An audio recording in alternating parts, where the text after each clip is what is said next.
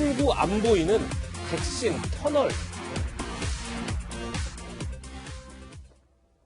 청와대가 이번 조직 개편을 통해 새롭게 신설한 직책이 있습니다. 바로 방역기획관인데요. 어제 발표 내용 먼저 듣고 이야기 이어가겠습니다. 김호란 신임 방역기획관은 예방의학 전문가로서 사회적 거리두기 캠페인과 드라이브스루 방식 등 방역대책 마련과 국민들의 코로나19 이해에 크게 기여해 왔습니다. 방역정책 및 방역조치를 전담하기 위해 신설되는 방역기획관실의 첫 비서관으로서 그 역할을 성공적으로 완수해 나갈 것으로 기대합니다.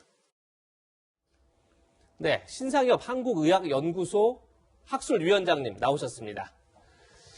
예, 지금 청와대가 방역기획관실 신설했어요. 지금까지 백신에 대해서 여러 어떤 의문이라든지 불안이 큰 상황인데 방역기획관실의 신설, 저 기대해봐도 될까요? 어떻게 보십니까? 일단 지금 청와대 내부에 이제 방역 전문가가 없는 상황에서 이제 질병관리청 보건복지부 또는 외부 전문가 자문을 통해서 정책 결정을 해왔는데 이제 이게 어느 정도 이렇게 외부 자문을 받다 보면 이제 속도감이나 이런 정책 중요한 결정을 할 때 이제 좀 부족한 부분들이 있을 수 있는데 예. 이런 뭐 기구 신설을 통해서 이제 내부 전문가가 이제 청와대 안에 이제 들어가서 조율을 하게 되면 좀 더 이제 원활한 정책이 이루어질 수도 있을 것 같습니다. 네. 네. 이런 가운데 미국 정부에서는 그 백신의 효과를 높이고자 3번 접종을 추진하고 있는 것으로 알려졌는데 상황이 이렇다 보니까 우리나라가 11월까지 집단 면역을 형성하는 게 굉장히 어렵다. 이런 취재도 의견들이 나오고 있는 것 같아요.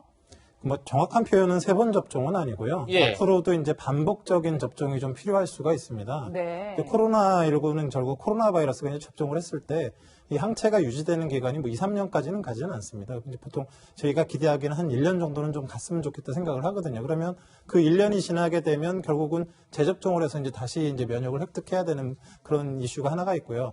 또 하나가 독감 접종처럼 매년 맞아야 된다 이런 말씀이시네요. 뭐 적어도 매년이 될진 모르지만 일단 그 항체가 떨어지는 순간엔 다시 접종을 해야 되는 게 네. 맞는 상황이고 또 하나의 변수가 이제 지금 변이 바이러스들이 이제 그 유행을 하고 있는데 일부 변이 바이러스들은 지금 기존에 맞았던 백신의 항체들을 무력화시킵니다.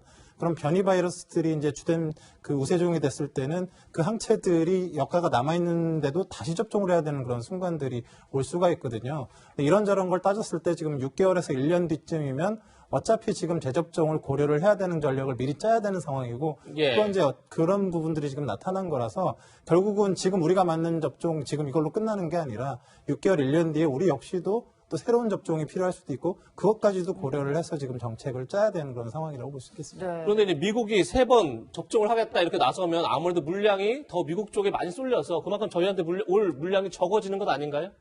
그래서 지금 물론 그런 건 있습니다. 이제 결국은 어떤 회사에서 생산할 수 있는 그런 백신의 용량은 한정적인데 이제 지금 미국 같은 경우는 지금 1차적으로 전 국민 접종이 잘 많이 진행이 되고 있기 때문에 예. 다음 부스터 백신 접종을 이제 준비를 할 거거든요. 그런데 예. 그 백신이 지금 맞는 백신과 말씀드렸지만 좀 다를 수가 있습니다. 다른 종류의 백신일 수 있기 때문에 그런 다른 종류 백신을 갖다가 해당 회사에서 생산을 하게 되면 지금 우리가 맞는 그 백신의 생산량이 줄어들 수밖에 없을 수 있거든요. 그래서 그렇죠. 그런 부분들까지 고려를 해서 외국에서 수입하는 부분들이 이제 한계가 있기 때문에 지금 방역 당국에서도 정부 당국에서도 국내 생산하는 백신 위주로 국내 접종을 이제 어떻게든 그런 커버를 할 수 있는 그런 부분들을 지금 계획을 하고 있는 것 같습니다. 예. 네. 들으신 것처럼 미국에서 만약에 화이자 3차 접종까지 추진하게 되면 우리나라로 들어올 물량이 더 줄어서 백신 수급에 더 어려워지는 것 아니냐 이렇게 지금 우려가 나오고 있는데 또 다른 새로운 악재도 있습니다. 네. 잔여량을 최소화해 접종 횟수를 늘리는 이른바 K주사기 중 한 종류에서 이물질이 발견돼서 긴급 회수했다고 합니다. 전국 보건소, 요양병원 등에 배포된 A사의 제조 주사기 내에서 섬유질처럼 보이는 이물질이 발견돼서 70만 개를 회수했다고 합니다. 120만 개를 납품했는데 50만 개는 이미 사용했고 나머지 70만 개를 회수한 겁니다.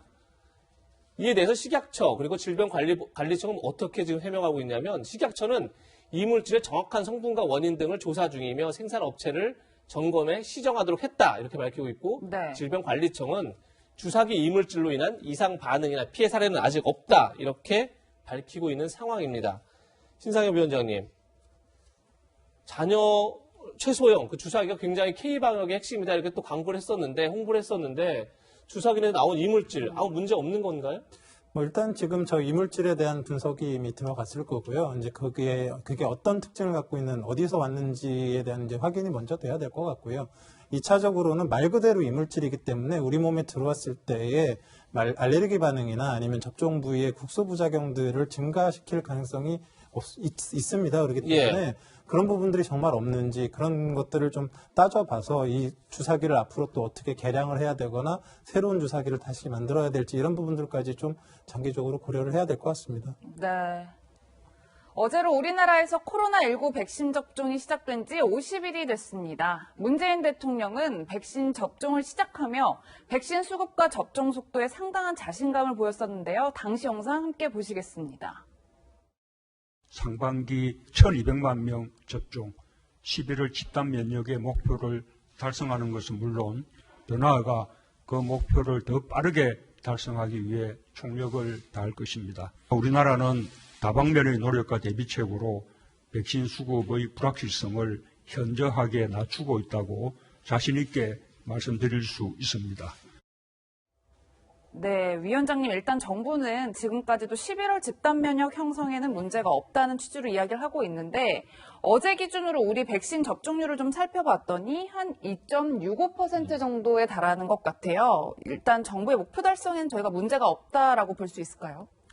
지금 이제 뭐 목표는 이제 뭐 11월 달 이제 집단 면역 형성이긴 하지만 지금 백신 수급 상황이 이렇게 좋지가 않고 또 이제 아스트라나 얀센 백신 같은 경우는 지금 혈전 이슈가 있어서 들어오더라도 이제 전 연령 대상으로 맞추기가 어렵고 또 이제 노바백스 같은 경우는 아직 이제 식약처 승인이 안 났는데 지금 그 뭐 재료 부족 현상으로 인해서 또 생산에 문제가 있고 또 뭐 도입되기로 한 모더나 백신은 지금 뭐 그 아직 어떤 들어오는 일정 자체가 이제 확실치가 않은 상황이거든요. 그러니까 전반적으로 지금 전 세계가 이제 백신 부족 현상과 이제 수급 불안정에 이제 있는 상황이기 때문에 결국은 이제 수입돼서 들어오는 백신들은 이제 들어와서 우리 손에 들고 있어야 이제 접종이 이제 가능한 그런 상황이라고 볼 수 있기 때문에 그렇죠. 이제 긍정적으로 이제 뭐 예측을 하고 노력은 해야 되겠지만 그게 쉽지는 않은 상황이고요.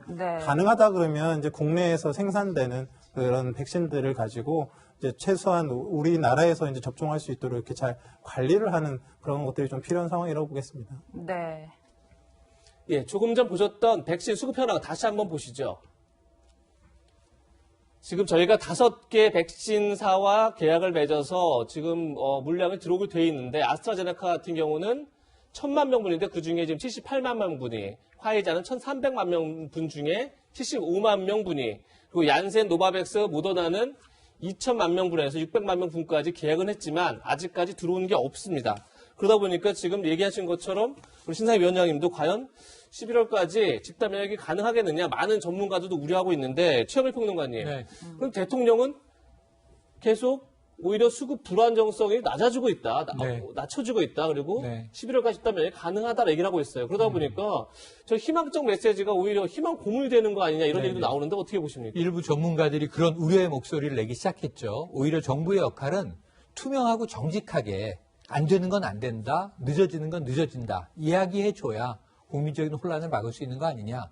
자, 문재인 대통령만이 아니라 바로 엊그제 지금 자리를 떠나게 되는 정세균 총리, 지금 국무총리가 방역 사령탑 아니겠습니까? 중대본 본부장 역할을 맡고 있는데요. 이 백신 계획에는 전혀 지장이 없을 것이다. 그러면서 이달 안에 지금 현재 140만 명 향해서 가고 있는데요. 지금 그리고 2.67%라고 말씀하셨잖아요. 10%까지 맞추겠다 이렇게 얘기를 했어요. 그리고 지금 2분기 6월 말까지 1200만 명을 접종시키는 게 목표입니다. 그래야 이제 11월 집단 면역이 보이게 되는 건데 이게 되겠는가 하는 걱정이 이미 나오고 있거든요. 그래서 이 정부에서 어찌 보면 고육지책으로 지금 8월경부터는 특정 허가받은 백신을 우리나라에서 위탁 생산할 것으로 전망된다. 지금 계약이 추진 중이다. 확정되지 않은 이야기까지 내놓은 상황이에요. 그러니까 여기가 또 아까 경기도 얘기도 나왔습니다만 그럼 러시아산 들어오는 거 아니냐? 이런 또 국민적인 혼란이 초래되고 있어요. 그래서 백신 수급 계획에 대해서는 지금 미국이 무리하게 백신 자국주의로 가고 있고 이러한 대목들을 우리가 알고 있고 이거 한국만의 문제가 아니라 전 세계적인 문제이기 때문에 우리는 조금 과학적으로 늦어지는 부분 또 어려움이 있는 부분 이런 부분들은 국민과 공유하고 미리 선제적으로 머리를 맞대는 게 필요해 보입니다. 네. 이런 가운데 백신 접종률이 세계에서 가장 높은 이스라엘은 바로 내일부터 실외에서 마스크 착용 의무가 해제됩니다. 마스크 없는 일상이 시작되는 건데요. 현재 분위기를 이스라엘 교민에게 직접 들어봤습니다. 마스크를 쓰면 사람의 표정을 못 읽잖아요.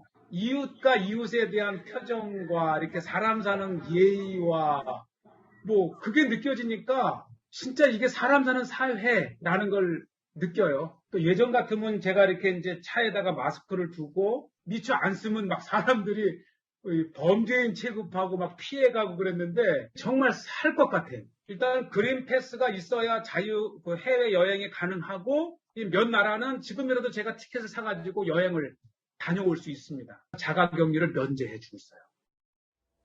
네, 위원장님 실제로 교민의 목소리 굉장히 희망이 가득한 목소리인데 이스라엘의 백신 접종률을 살펴보니까 61.7%에 달하고 있어요. 근데 우리나라와 상황을 비교해봤을 때 확실히 좀 높은 수치다 이렇게 평가할 수 있을 것 같은데 우리나라는 언제쯤 집단 면역 형성이 가능할 것으로 보이세요? 글쎄, 이제 지금 현재로서는 집단 면역이 언제 될 거냐 이런 거보다는 이제 목표를 좀 이제 수정해야 되는 그런 상황이라고 봅니다. 네. 예. 결국 이제 집단 면역이 되려고 그러면 전 국민의 뭐 70% 이상이 잘 맞아야 될 수 있는 백신이 수급이 되는 상황이어야 되는데 네. 예. 지금 일단은 이제 가지고 있는 백신이 많지 않은 상황에서는 백신 접종의 목표는 크게 두 가지입니다. 하나는 그 피해를 최소화하는 것과 또 하나는 이제 집단 면역을 이뤄서 이제 코로나 이전 일상으로 돌아가는 이 두 가지라고 볼 수 있는데요. 이 중에서 이제 1차적으로는 이제 그 코로나19가 대부분 고령의 어르신들 중심으로 중환자와 이제 사망자분들이 많이 나오기 때문에 네. 접종을 이제 우선적으로 이런 그 사망이나 중증 환자가 생기는 고령층 위주로 1차 접종이라도 빨리 진행을 해서 그분들이 유행 시에도 이제 보호받을 수 있는 상황들을 만드는 게 1차적으로는 좀 필요할 것 같고요. 그래서 실제 지금 이제 방역 당국에서 보면 1차 접종이 지금 이제 진행되는 과정에서 이제 2차 접종분까지도 좀 미리 이제 1차 접종을 못 받으신 그런 고위험군한테 이제 미리미리 이렇게 접종하는 그런 방식들을 택하고 있거든요. 2차 접종이 좀 늦어지더라도 1차 접종자를 늘려서 그 이제 피해 최소화하는 그런 전략들을 짜고 있는데 일단 지금 가장 핵심은 이제 빨리 이제 백신이 이제 우리나라로 들어오는 거고요. 그렇지 않은 상황에서는 일단 그 피해가 클 수 있는 그런 고위험군 중심으로 최대한 빨리 접종을 진행하는 그런 백신 접종을 이렇게 분배의 효율성을 좀 기해야 될 것 같습니다. 네. 그런데 결국은 11월 집단 면역은 불가능하다 이렇게 보시는 건가요? 뭐 가능하고 불가능하고는 사실은 뭐 우리나라 이제 그 가을철 독감 백신철 보면 한 달 만에 1,000만 명 이상이 접종을 하거든요. 예. 그럼 뭐 접종의 역량이 부족한 게 아니라 지금 백신 자체가 부족한 거기 때문에 예. 백신만 들어온다면야 뭐 가능하겠지만 그 가능한지 여부에 대해서 좀 그 우려가 되는 부분들이 있기 때문에 예. 그렇다 그러면 마냥 그걸 목표로 삼을 게 아니라 고위험군들부터 이제 우선적으로 보호하는 그런 전략들을 좀 가져가야 될 것 같습니다. 네. 네. 조금 전에 보셨던 화면에서는 우리나라 접종률이 2.5%였고 그다음에 자막에서는 2.85% 나갔는데 2.5%는 15일 0시 기준이고 2.85%가 오늘 기준이라는 점도 함께 말씀드립니다. 네. 신사임 위원장님, 오늘도 국내 코로나 신규 확진자가 658명이에요. 네. 사흘째 계속 600명대 중후반이 기록하고 있는데 지금 가장 우려되는 게 백신 접종은 늦어지고 있는데 4차 대유행 올 수 있다. 어떻게 4차 대유행 올 수 있는 것 같으세요? 어떻게 보십니까? 지금 4차 대유행은 이제 뭐 이미 진입을 했습니다. 이제 진입을 한 상태인데 그러면 이 유행이 얼만큼 이제 악화가 될 거냐, 통제가 될 거냐 이런 부분들을 이제 가늠할 수 있는 몇 가지 지표가 있는데요. 예. 가장 중요한 건 이제 이동량 변화입니다. 근데 이동량이 지금 4차 대유행 이제 진입 이후에도 계속 늘고 있어서 이제 우려가 되는 부분들이 있고요.